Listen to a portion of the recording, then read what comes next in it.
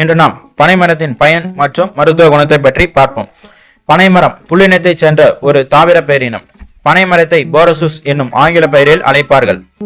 பனைமரம் அதிகமாக 30 மீட்டர் வளரும். இலைகள் 2 to 3 மீட்டர் நீளமாக விசிறி போல் காணப்படும். பூக்கள் சிறியவை, பழங்கள் நுங்கு அதாவது பெரியதாக வட்டமாக பழுப்பு நிறத்துடன் காணப்படும். உலகின் மூத்த குடியான தமிழ் குடிக்கும் பனைமரத்துக்கும் நெருங்கிய தொடர்பு உண்டு. பனைமரம் தமிழர்களின் வாழ்வோடும் ஒளியோடும் ஒன்றுபட்டது என்பதற்கு சான்றாக சங்ககால நூல்களான தொல்காப்பியம், திருக்குறள் மற்றும் சிலப்பதிகாரம் உள்ளிட்ட நூல்களில் பனையின் சிறப்புகள் அன்றே குறிப்பிடப்பட்டுள்ளன.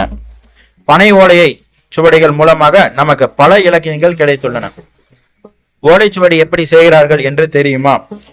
பனை ஓலையில் கொதிநீரில் வேக வைத்து மஞ்சள் பொடி இட்டு ஓரத்தில் ஓட்டைகள் போட்டு பனை ஓலைச்சுவடிகள் உருவாகுகின்றார்கள்.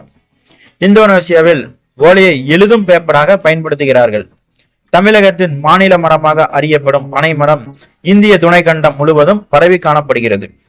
பனைமரம் கேட்டதை கொடுக்கும் தேவலோகத்து மரம் என தொன்மங்கள் கூறும் கற்பக தருவுக்கு ஒப்பிடுவர்.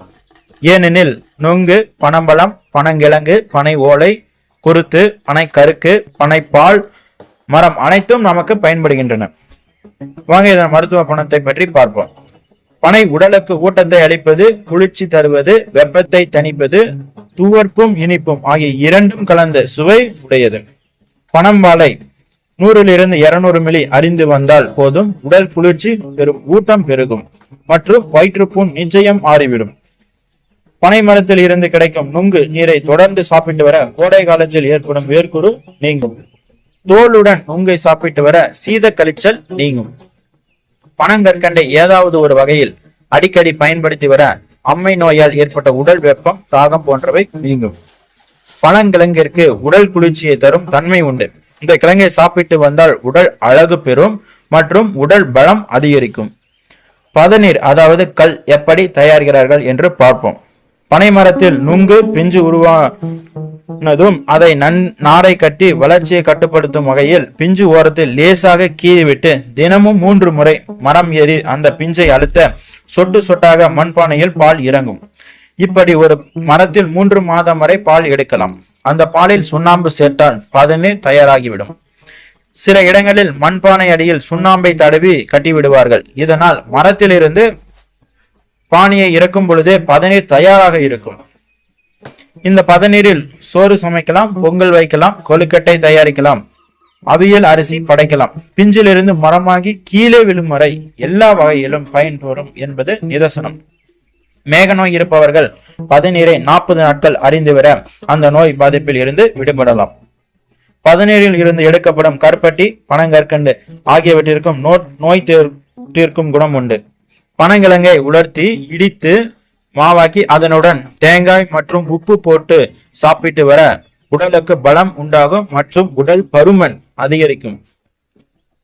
பனம்பூவை சுட்டு சாம்பலாக்கி அதில் சிறிது தேங்காய் எண்ணெய் கலந்து புண்களின் மீது தடவினால் விரைவில் புண்கள் ஆறிவிடும்.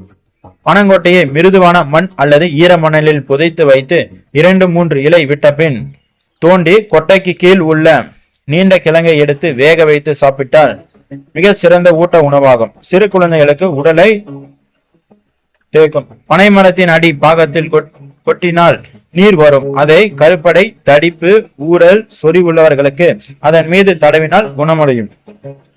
பனையோலையில் செய்த வீட்டில் இருந்தால் ஆரோக்கிய வாழ்வை தரும். வெப்பம் அண்டாது.